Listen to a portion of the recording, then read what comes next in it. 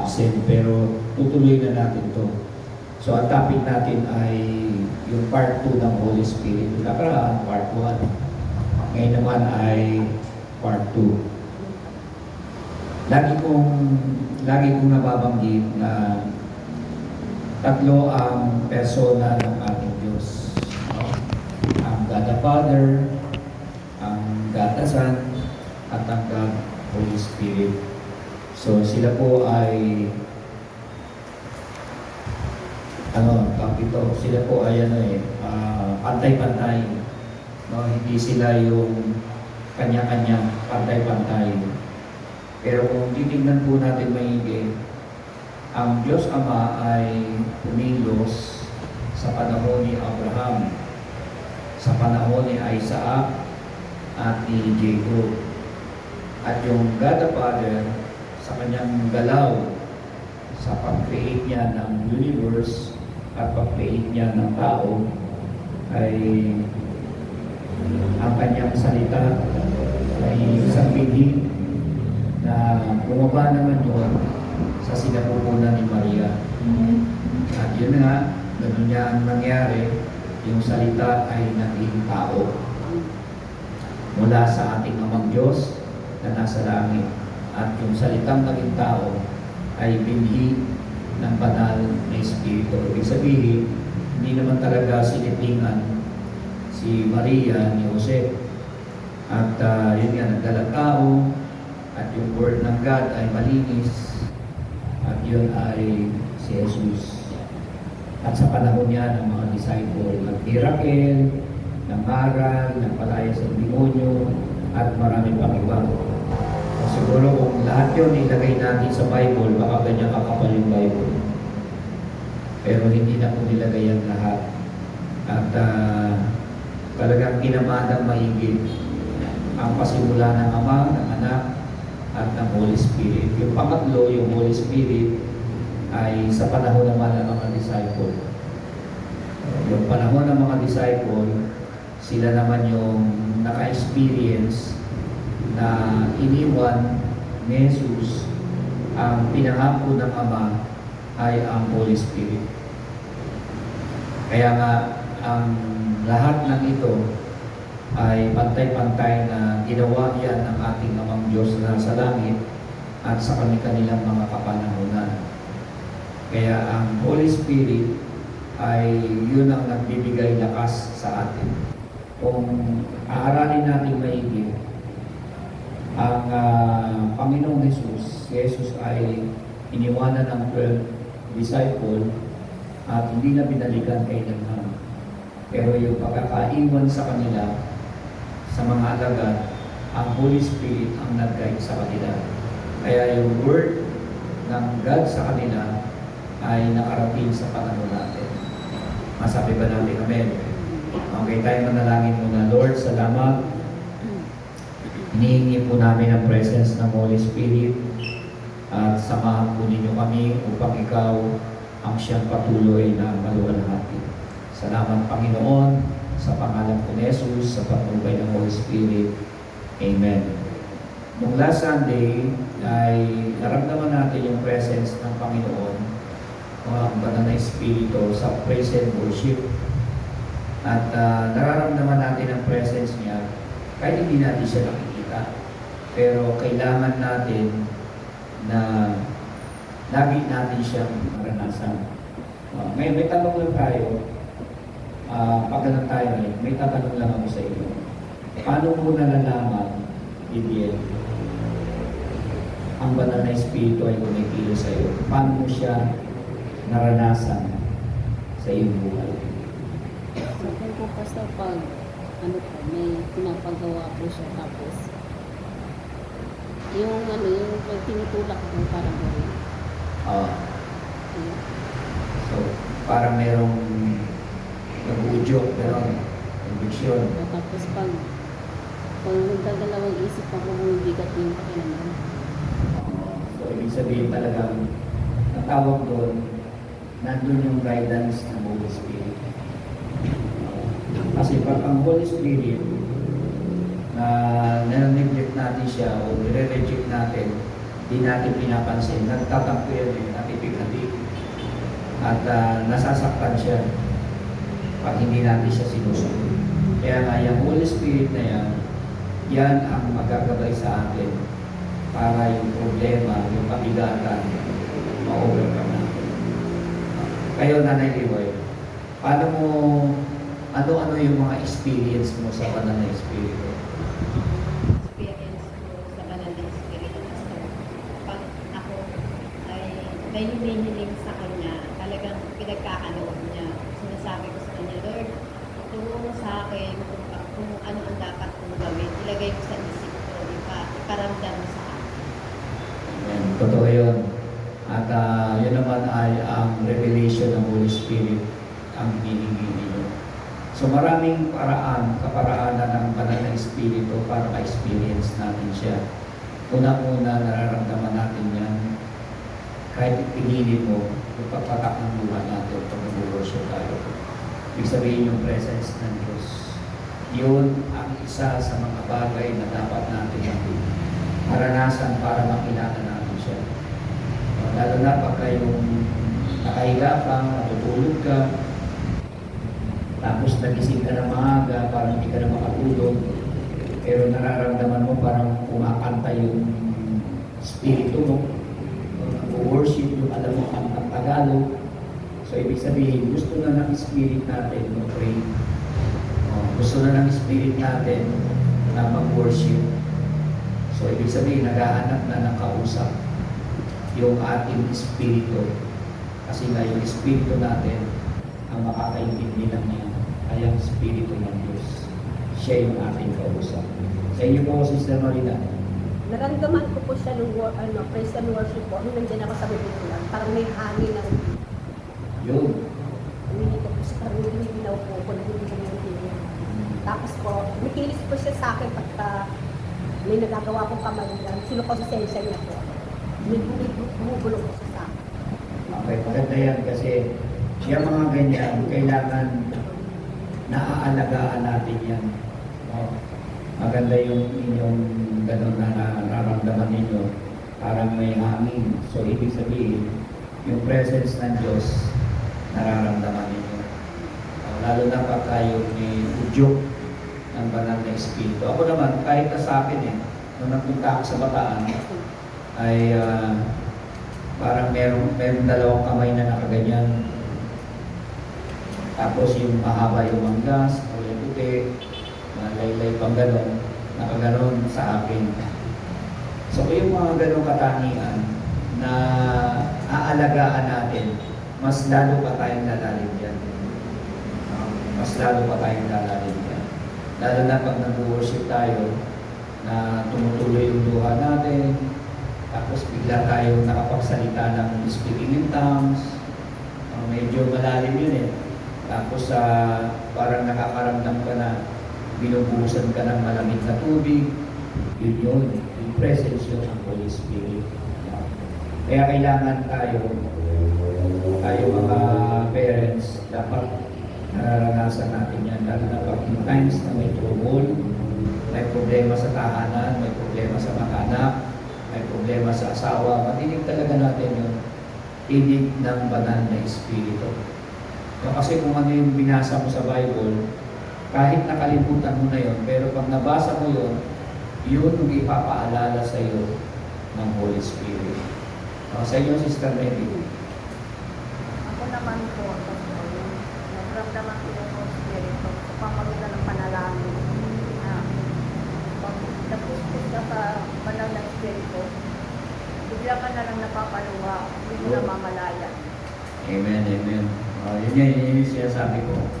Minsan nga, kahit hindi ka naman mahaba mag-pray, pero napapahaba, ang tutuloy-tuloy yung prayer mo, ibig sabihin, yung Holy Spirit kasama nananalangin. Dalawa kayo na nagpipray. Kasi yung prayer mo, inihahatid ng Holy Spirit sa ating Diyos Ama para sila tatlo doon sa conference nila, pinagkakaisahan nila yun na kanilang tutugunin. Ganun ang Diyos. Sa inyo po, Sister Melissa. Sa akin po, Pastor, parang nag-pray ako, parang nagiging panatan yung puso ko at saka yung isip ko. Saka Tsaka minsan po yung pinipilabutan. Yun. Sa yun. Oo, totoo yung parang pumatay yung balahibo. Yan yun. Pag yun narinig, naramdaman mo na yun, pumalma ka na kasi nandyan siya. Tuloy-tuloy lang yung prayer mo. Tama yun kasi yun ang dapat na mapangalagaan natin. Lalo na pag nagpe-pray, nagtutuloy-tuloy, hindi ka naman magaling mag-pray, pero doon ka nililid ni Holy Spirit. So, ibig sabihin, andyan siya. Na nakikinig sa prayer natin, ginagayad tayo sa mga bagay na hindi natin kaya, pero siya, kinakaya niya para sa atin. Sa iyo, sister. Ganun po, pag yung may nagagawang pagkakamali, yung parang may conviction po. Yung conviction, totoo yun. So, hindi naman tayo perfectong tao, pero yung Holy Spirit, yun yung magdadala sa atin, tuturuan tayo para tayo mag-repent. Para kumbaga sa minsan, yung term na ginagamit natin na po konsensya, na totoo nun, inukumbig na tayo. Pag meron na tayong ganyan, ibig sabihin yung Holy Spirit, nakatira yan sa atin.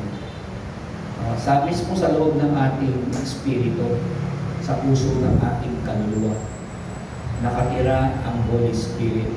At yung Holy Spirit na yan yung nagsasalita sa loob ng ating espiritu.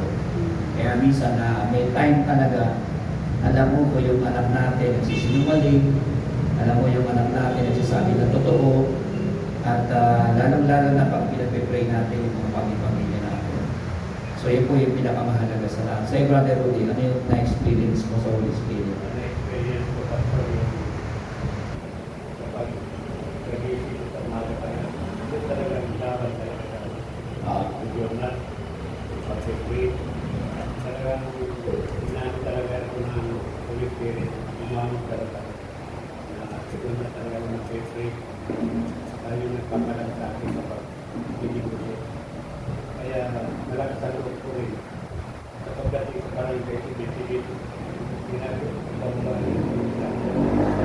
Yun talaga, pinapalakad ko. Kasi dati maliyaya, pero pagdating na talaga sa barangay, pag hinihingi ko yung yung sabay, yun ako lumalabas. Sa'yo, Brother Robert.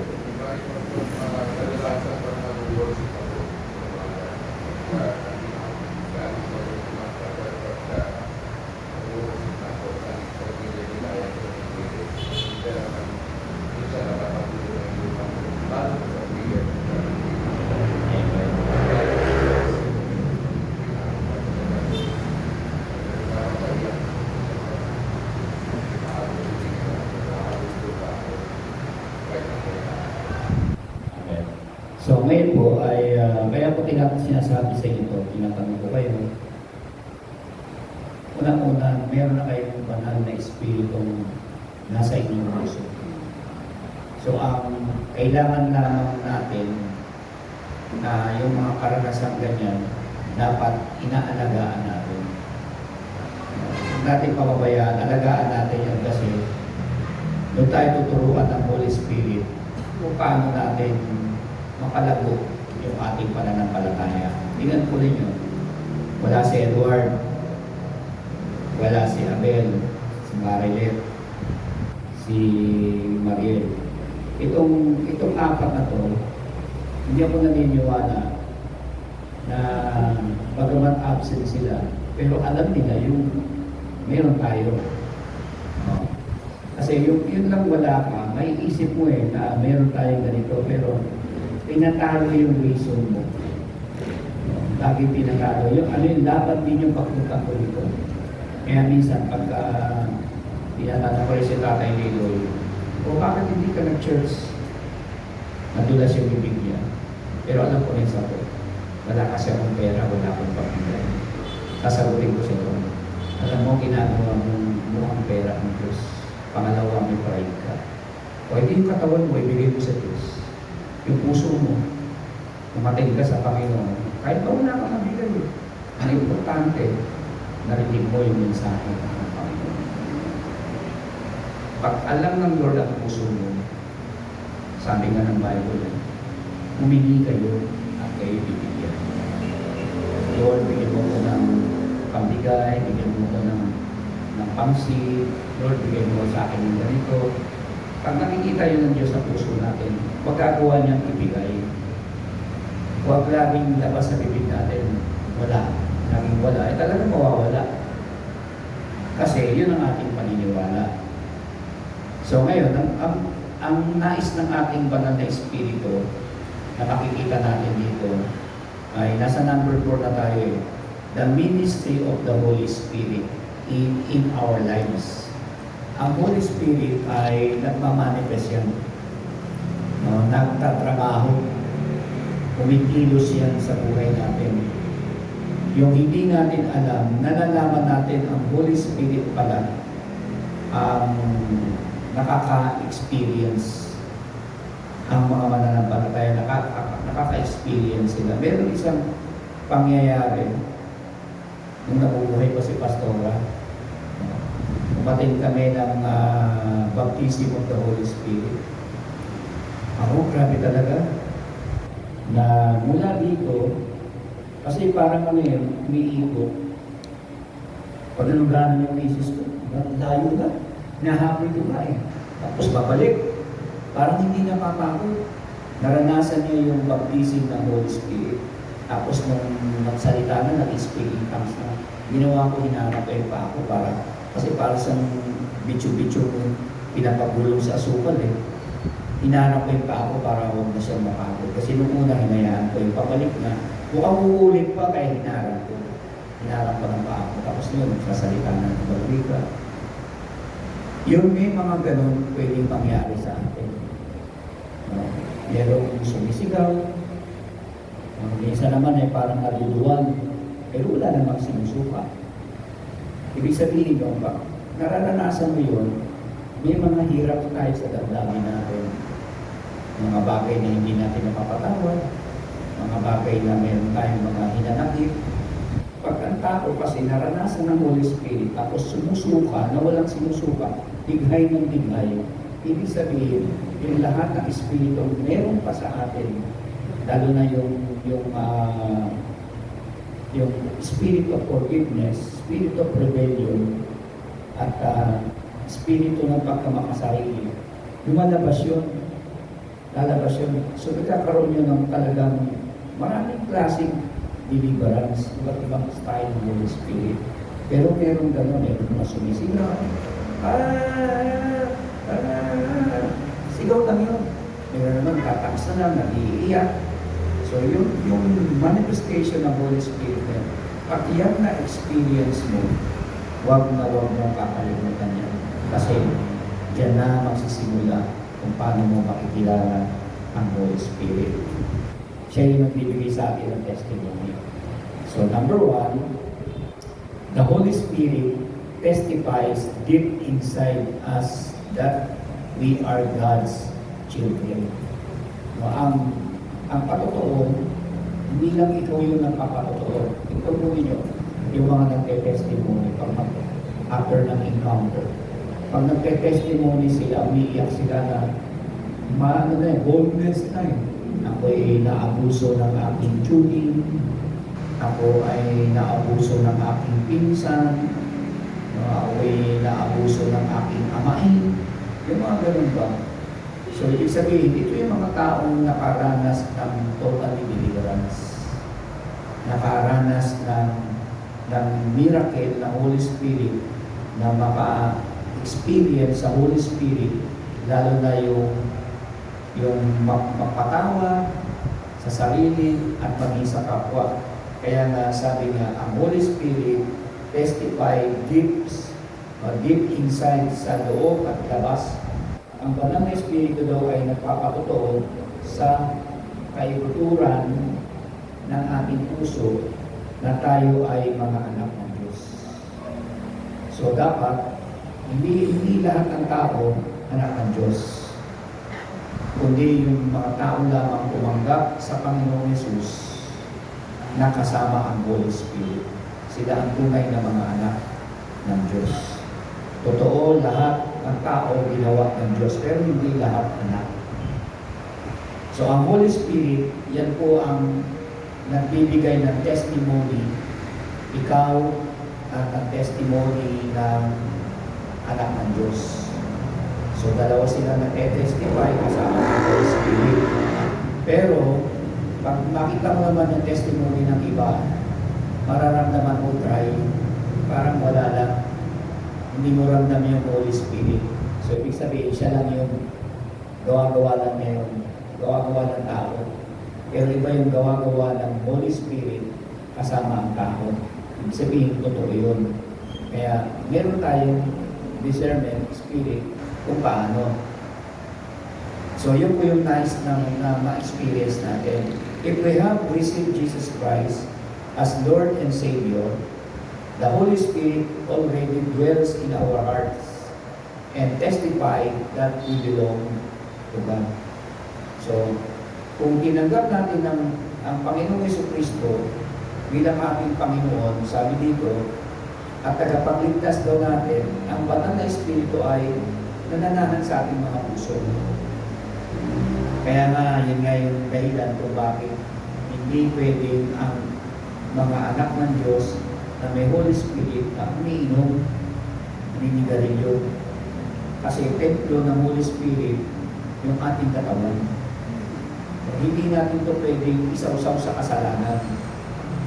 Kaya yun ang dapat na maintindihan. Yung sa sinasabi nila, wala naman nakalagay sa Biblia, bawal manigarilyo, bawal uminom, bawal ng babae. O walang term na ganyan na bawal. Pero itong sabi, kayo ang Espiritu, kayo ang templo ng Espiritu Santo. At kapag giniba niyo ito, giniba niyo ang Espiritu, templo ng Diyos, at yun ay kayo. Kaya saan ka makakapita ng tao na may Holy Spirit? We are the temple of God. Tapos nag-yosi, makikita mo, nangangabaret, makikita mo, maraming mga ginagawang lihim, hindi totoo yung na ang buhay nila ay nasa Panginoon. Kasi hindi mo pwedeng dalhin ang templo ng banal na Espiritu sa kadiliman. Dapat ito yung magbibigay liwanag sa kadiliman. Sabi ba natin amen? So the Spirit Himself testifies with our spirit that we are God's children. Sa Romans 8:16 yun.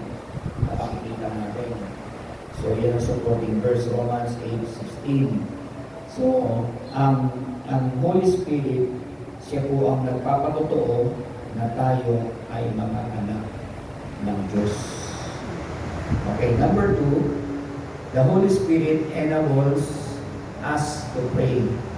Ibig sabihin, pinapaging posible ng banal na Espiritu ang ating mga panalangin. Diba? So, tama yung ni Sister Teresa. Pag nagpe-pray siya, iba na yung natutuloy-tuloy yung kanyang prayer. So, ibig sabihin, yung possible ng banal na Espiritu ay pinapaging possible. Tapos, ang Holy Spirit ay kasama ng nananalangin tayo. So, yun po yung yung kagandahan ng banal na Espiritu. It is important to ask the Holy Spirit's guidance on what to pray and how we should pray. He is the one who intercede on our behalf. Ibig sabihin, pag tayo nagpe-pray, mahalagang hingin ang patnubay ng Holy Spirit. Nung sinabi ni Gina sa akin, Pastor, takot ako operahan ako sa gums. May aneurysm ako, tulungan mo akong manalangin. So yung aking ginagawa, i-start muna, ini-intercede ko yan. Tapos, pagkatapos kong i-intercede, pinakamatagal na yung 5 minutes, kailangan yung prayer mo talagang specific. May power, may declaration, at dapat nasasanay tayo magsalita na kahit wala pa, inaangkin natin. Ang mga bagay na hindi natin nakikita. Ilang driver ang pinalit mo sa truck bago dumating yung matiwas? 5 po, Pastor. 5? Ito, 5 ano? Nililigawan ka. So, nagte-testify sa atin si Vivian, sabi niya, grabe, hindi naman nagbibigay ng boundary, nililigawan pa. Kung may kabit na, may asawa na, pati bakit sasama pa niya sa kalikuhan. So, ibig sabihin, si Vivian may Holy Spirit. Alam niya, makapahamak siya sa tao niya. Alam niya kasi minsan, pag ang Holy Spirit, hindi natin pakinggan, mapahamak tayo. Lalo na pag ang kausap mo mga sense of humors, tapos wala kang discerning spirit, madali kang sumakay din sa kanya mga jokes niya. Talagang pag di mo batayan ang emosyon mo, mahulog ka sa kanya. So, pag kasama mo ang Holy Spirit, iingatan ka niya. Anong sabi dito sa Romans 8:26? In the same way, the Spirit help us in our weakness.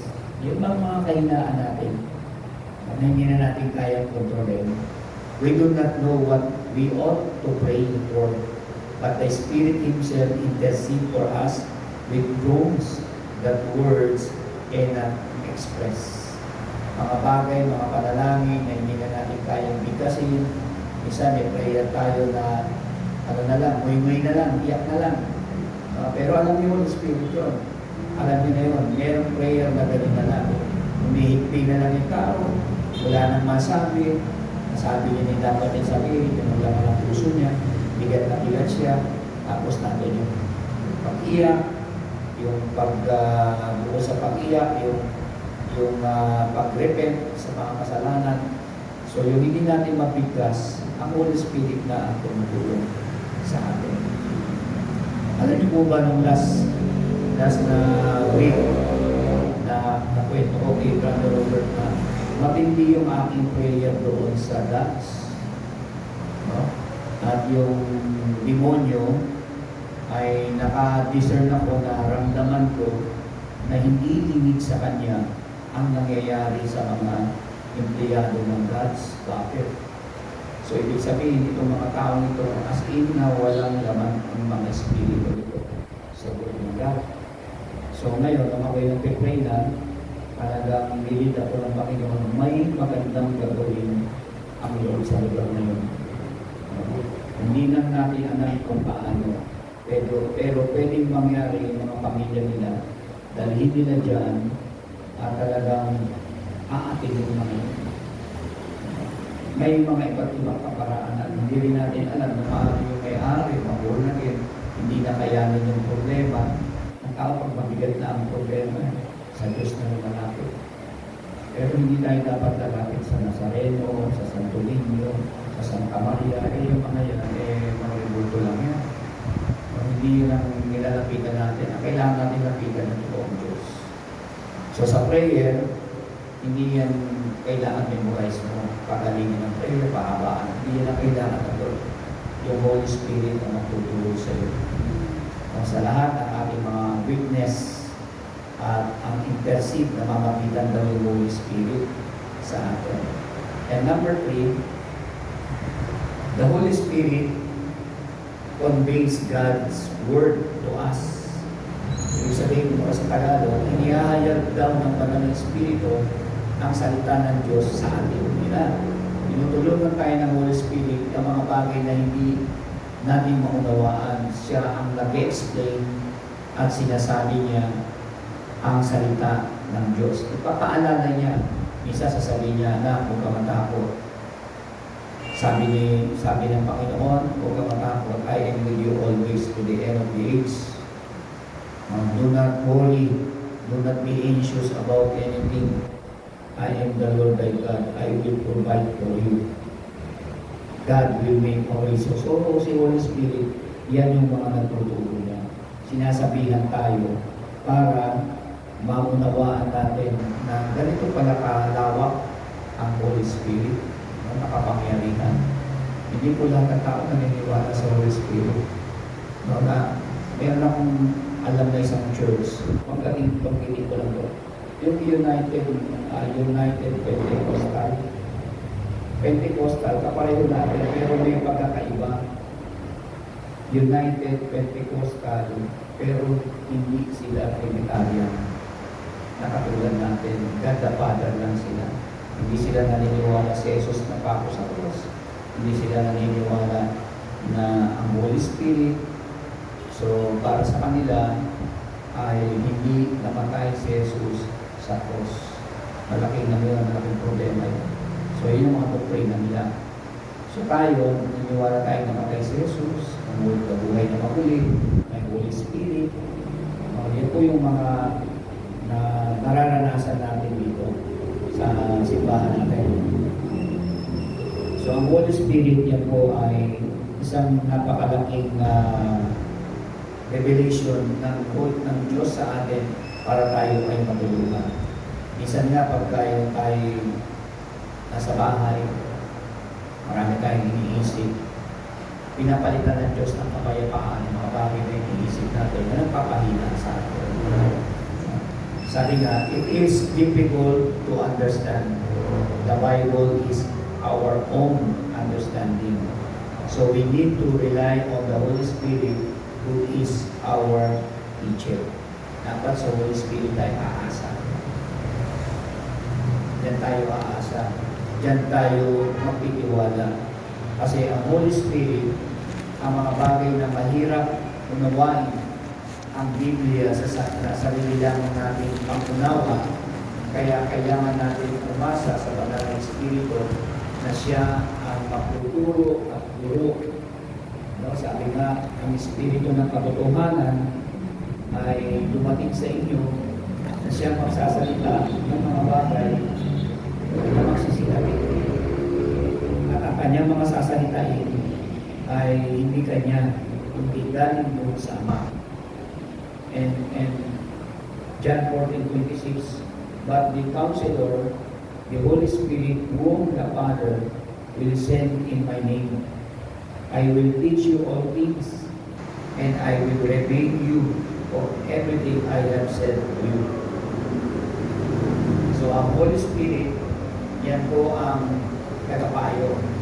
At yan po ang magpapaalala ng lahat ng bagay na kanyang sasabihin sa atin. Alam niyo po ba ang Banal na Espiritu? Pag tayo po ay malapit ng mamatay, o na tayo, hindi agad automatic na tutulad ka na maging anak Lord. Kasi may Holy Spirit tayo para i-prepare. Para i-prepare. Ganyan-ganyan nung nakita ko kay Mrs. Nung 1 week, kumain pa kami dalawa ng tanghalian Nanood pa kami ng bulaga. Bago siya inatake ko sa pang-apat, maatake sa puso.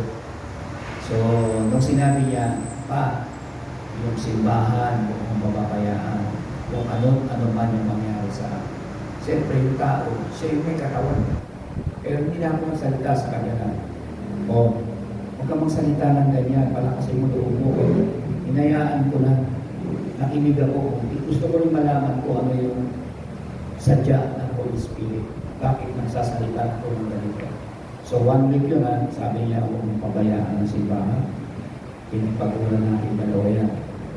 Pangalawa, yung mga anak mo. Bantay-bantayan mo sila.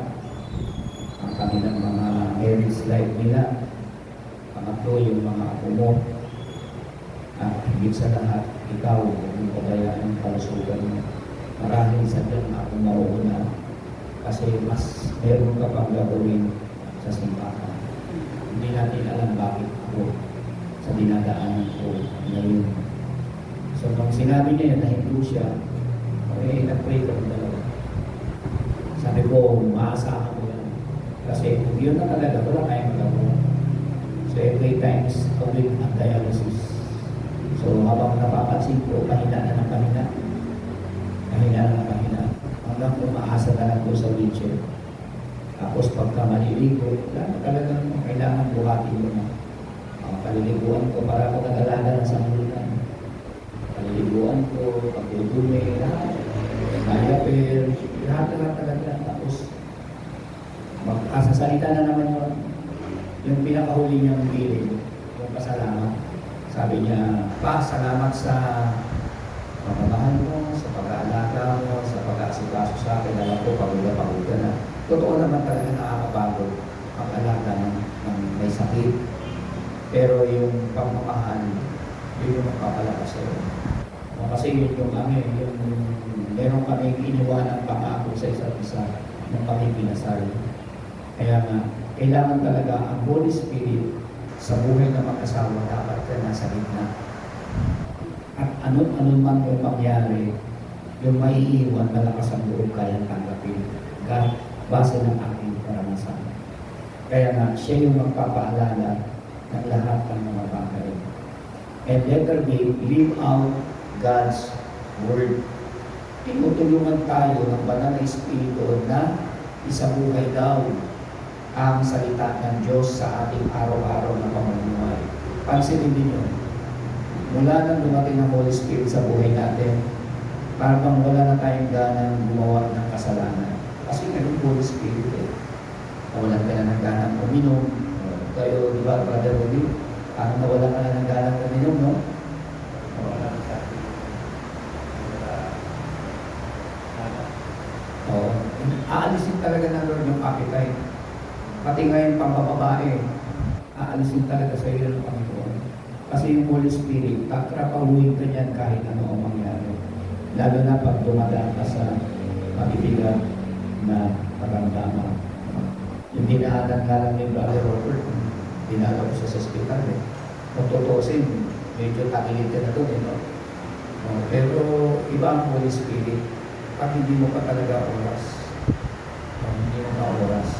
So ang Holy Spirit, yun ang talagang magdadala sa atin. The Holy Spirit compels and empowers us to obey the Word. Ibig sabihin, ang Holy Spirit ang nagtutulak na nagbibigay sa atin ng kapangyarihan upang sundin ang salita ng Diyos. Tinutulak tayo magsimpak na, mag-devotion ka, mag-pray ka, tumayo ka. Huwag mong ihiga yung karamdaman mo, tumayo ka. Huwag mong palakihin ang problema mo. Palakihin mo yung pananampalataya. Ang Holy Spirit doon. Siya yung nagsasalita sa atin. Kaya tayo napapasunod. Lalo na yung ating espiritu na nakakasagap ng revelation sa Holy Spirit. Tapos, dadaan sa espiritu natin, dadaan sa kaluluwa natin. Kaya lumalakas tayo. Nagkakaroon tayo ng panibagong sigla. Tapos minsan may mga plano tayo. Tinutulungan tayo ng Holy Spirit na isang guni para hindi pumalpak yung ating mga pinaplano sa buhay. So yun po ang nais ng Panginoon. So sa Ezekiel 36 verse 27, I will put my spirit in you and move you to follow my decrees and be careful to keep my laws. Ibig sabihin, at ilalagay ng aking espiritu sa loob ninyo at ikilos ako sa inyong puso upang sundin ninyo ang aking mga tuntunin at maingat na tuparin ang aking mga kautusan. Pansinin ninyo, pag kayo aakyat, ang muna niyong pinupuntahan sa over. Bakit? Kasi yung Holy Spirit, nalagyan na kayo ng teachable heart. Nalagyan na kayo ng spirit ng obedience at ng unawa. At yun ang ipinalagay na ng Holy Spirit sa inyo. At siya ang magtuturo ng mga tuntunin o batas na dapat natin sundin. Ano bang mga batas? Magsimba ka. O ano bang mga batas? Manalangin ka. Ano bang batas? Mag-devotion ka. At sundin mo ang salita ng ating Panginoon. And last, na makikita natin dito ay the Holy Spirit help us live holy lives. Tinutulungan tayo ng banal na Espiritu na mamuhay ng may kabanalan. So, ang banal na Espiritu, tutulungan tayo mamuhay na tama. Tama yung ating puso. At hindi tayo mamumuhay sa karumihan. At sa mga bagay na hindi nakakaluwalhati sa Diyos. No? Tignan niyo kung maigit. Ang mga balo, ang mga biyudo sa Bible, mahal ng Diyos yan. Pero depende. Hindi ibig sabihin, oh, mahal pala ng Diyos ang mga balo. Tapos kung sino-sino lalaki pinupuntahan mo. Mahal pala ng Diyos ang mga biyudo. Tapos inom ka rito, inom doon. Tapos kung sino-sino babae sinisipin. Hindi ganoon. Ang tunay na byudo na may Holy Spirit at ang tunay na byuda na may Holy Spirit, hindi nakikipamatok sa kasalanan. Yan, dyan in love si Lord sa iyo. Amen? So yun ang kailangan natin. Doon tayo mag-ingat. Kasi yun na lang talaga may pagmamalaki natin sa buhay natin. Sa harapan ng Diyos, sa harapan ng tao. Alam kasi ng tao yan, makikita yan sa estilo ng pamumuhay mo. Yan si sister, wala na namatay ang misis niya. Yan si brother, wala na namatay ang asawa. Wala akong nalalaman lang ng babae yan, ng lalaki yan, ng ganito, ganyan. Walang bisyo yan. So nakikita yung pamumuhay ko. So ang Holy Spirit, dalhin ka niyan sa maaliwalas na kaisipan. Lalo-lalo na yung may takot ka sa paggawa ng kasalanan. Masabi ba natin, amen? The Holy Spirit is the one who sacrifice and make us remain blameless. Yun, linaw. Through Him, we can overcome temptation and carnal attitude. Yung pala yun. Sabi diyan, ang banal na Espiritu ang nagpapabanal sa atin at tumutulong upang mapanatili tayong walang kapintasan. Hindi man perfecto, pero mayroong mga bagay-bagay tayo na hindi mapipintasan. Unang-una diyan, yung hindi ka nakikipagkabit sa kasalanan o nakikipagtalik sa mga kasalanan, sa mga bagay na gawa ng laman. Yung ang mga bagay na hindi mo ginagawa, yun, doon wala kang kapintasan. At yun ang dapat mong alagaan. Sabi ba natin, amen?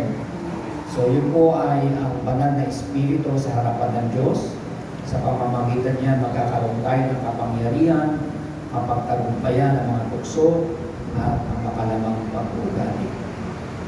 Kaya laban talaga. Kaya habang nandito tayo sa mundo, talaga namang laban yan. Hindi pwedeng hindi natin palagaan. Romans 8:13. For if you live according to the sinful nature, you will die. But if by the Spirit you put to death the misdeeds of the body, you will live. Sabi diyan, sapagkat kung namumuhay kayo ayon sa makasalanang laman, mamamatay kayo. Hindi ka papahamak natin. Pero, ngunit, kung sa pamamagitan ng Espiritu ay pinapatay ninyo ang masasamang gawa ng laman, mabubuhay kayo. Hindi ka na nagsusugal, hindi ka na nag-iinom, hindi ka na nagtutubago. Ibig sabihin kung sabi rito, ay hindi na natin ginagawa yun, mabubuhay tayo sa pananampalataya. Mabubuhay tayo sa kaalaman sa Panginoon. So, yung natitira mong buhay, ay ililingkod mo talaga sa Panginoon yan. Sabi ng Galatia 5:16, so I say, live by the Spirit, and you will not gratify the desire of the sinful nature. Mamuhay daw tayo sa Espiritu Santo at hindi nyo pabibigyan yung nasa ng aking makasalanang laman. Huwag natin pabibigyan. At ang sabi ng John 16:13, but when the Spirit of truth comes, He will guide you into all truth. Kaya daw, pag dumating sa atin ang Holy Spirit, siya magsasalita sa buong katotohanan. Igagay niya tayo. He will not speak on His own. Hindi siya magsasalita ganang kanya. He will speak only what He hears. Kung narinig lang niya sa Ama, yun ang kanyang sasabihin. He will tell you what is yet to come. Yan ang talagang mensahe ng Banal na Espiritu. And last, ay number 5, the Holy Spirit reveals the secret things of God. Siya yung magbibigay o i-reveal niya, ihahayag niya ang mga sikretong bagay na dapat nating malaman. Iba kasi pagkadalugod tayo sa power ng Holy Spirit, nandyan yung speaking in tongues ka, nandyan yung magsasalita ka ng mga bagay na kapahayagan ng Panginoon, nagpa-prophesy ka, guidance yun ng Holy Spirit. At ang sabi pa rin sa 1 Corinthians 2:10, but God has revealed it to us by the Spirit. So yung mga bagay nito, i-reveal ng banal na Espiritu, ang mga sikreto, ang mga lihim, at kanyang sasabihin sa atin. Kaya ang Holy Spirit, yan yung ating guidance. Sabi na, if the Holy Spirit is our close friend, kaibigan daw natin yan. We are filled with the heavenly wisdom and knowledge. Siya'y nagpupuno ng makalangit na karunungan at kaalaman. He revealed God's will in our lives if we give enough time to seek and listen to the Holy Spirit. So yun po ang nais ng ating Panginoon. And last, the Holy Spirit reveals what is to come. Ang banal na Espiritu ang maghahayag sa atin ng mga lihim at malalalim ng mga bagay ng Diyos. Kaya bakit, isang makikita natin, bakit natumba? Millions na ni Pastor natumba. O bakit ganito, sabay-sabay silang natumba? 5. So, ibig sabihin yung manifestation ng banal na Espiritu. Yun po ang pinaka-importante sa lahat. Ang Holy Spirit, huwag natin siyang sasaktan. Huwag natin siyang susumayin yung mga gusto niyang sabihin sa akin. Kailangan natin siyang sumayin at mangyari ang kalooban ng aking Panginoon. Minsan, pagka nakita niya yung mga anak niya na tutulog, i-enhance niyo. Sabihin mo sa Holy Spirit, kung sa sarili mo lang, huwag na lang iparinig para hindi magising yung anak. Yung masabi mo, Holy Spirit, protektahan mo yung anak ko. Kasi yan mo ng banal ng Spirit, kung siya maligaw ng dalmas, mangyayari. Iingatan nga ng Panginoon. So, yun po ang pinakamahalagang bagay at mangyayari ng kalooban ng Diyos. Ngayon, bagong lahat, ang gagawin natin ay si Vivian, tsaka si Sister, partner kayo. Tapos si Mary, si Sister Vinisa.